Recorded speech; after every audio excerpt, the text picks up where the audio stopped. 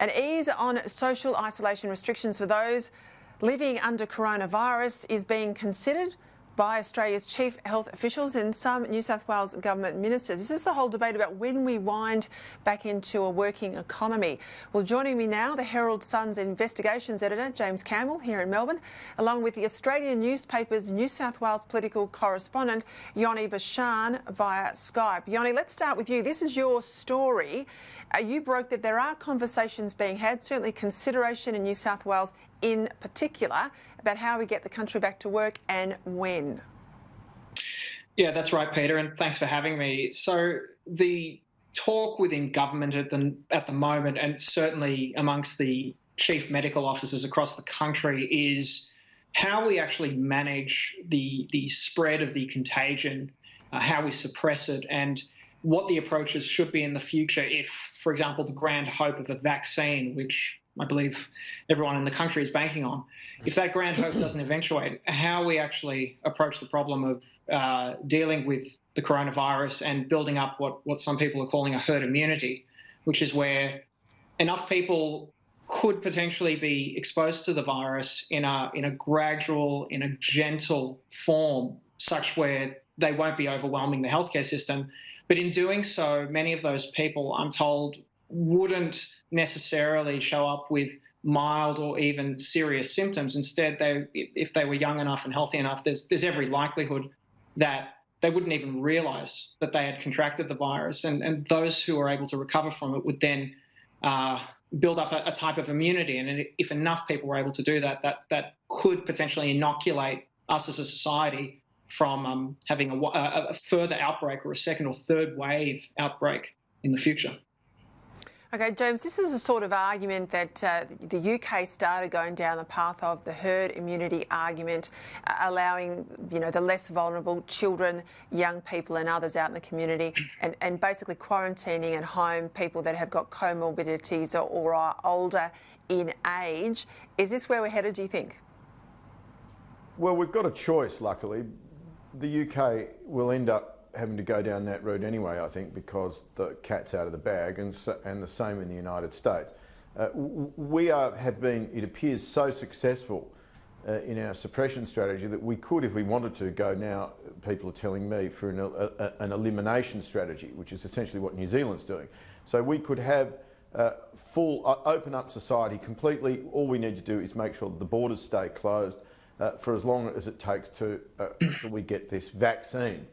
But we'd have to accept that at any point we open the borders, we would then be in a position where our population was essentially naive to the virus, i.e. it would race through as it has done in other countries. We could end up being the last country on earth essentially to have a full-scale pandemic, because what we've managed to do is essentially get to a point now where we've squashed it so much, it's looking like we might be able to eliminate it.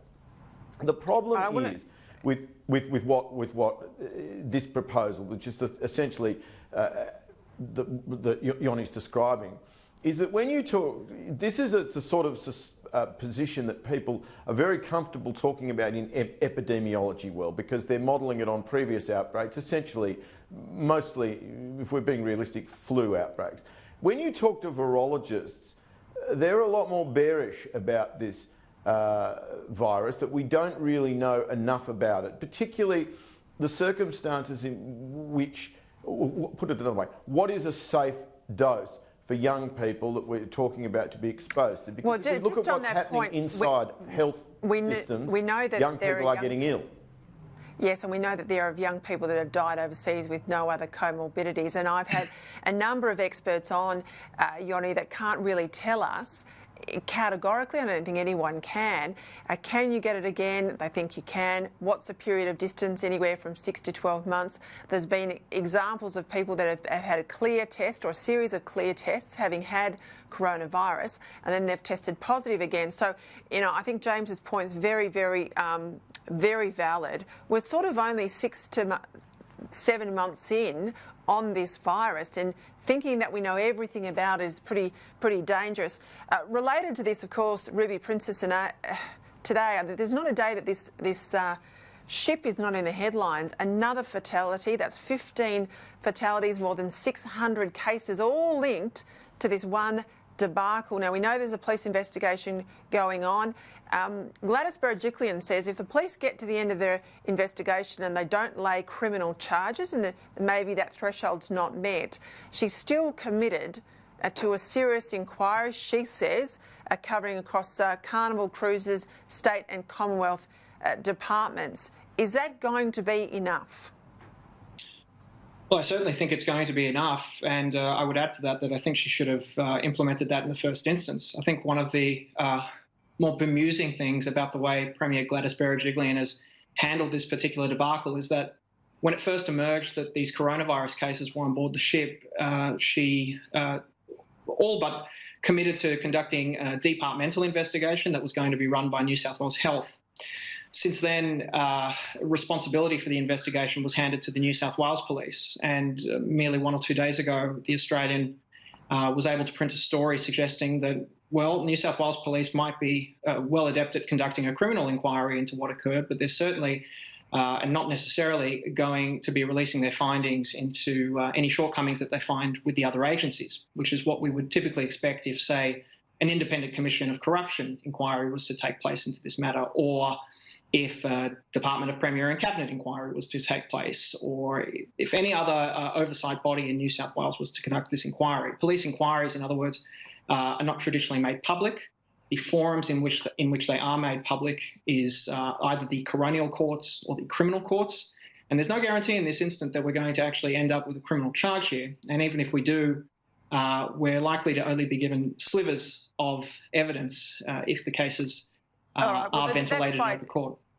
Yoni, that's by design. And James, isn't this why they want it with the cloak of a criminal investigation and a 13 or 18 month sort of headline? Absolutely. They want to be able to say no crimes were committed here. The question is not whether a crime was committed, it's whether negligence, political incompetence, laziness, slackness, all the sorts of reasons that ministers and premiers and people in political life should go. To set the bar at a criminal investigation is clever, slick, but really too clever by half. And look, just before we go too, we know in New Zealand the Health Minister broke his own advice a number of times. He offered a resignation and has survived though. Not the same story in Scotland, and we don't know about Brad Hazzard, whether he's even tried to resign, do we, James? Well, no, there's no evidence he would survive. I mean, if he wanted to go, I don't think Gladys would be stopping him. Well, we'll see what happens there, but you're right. Yes, we'll see. Gentlemen, thanks very much for your time. Thank you. You're welcome.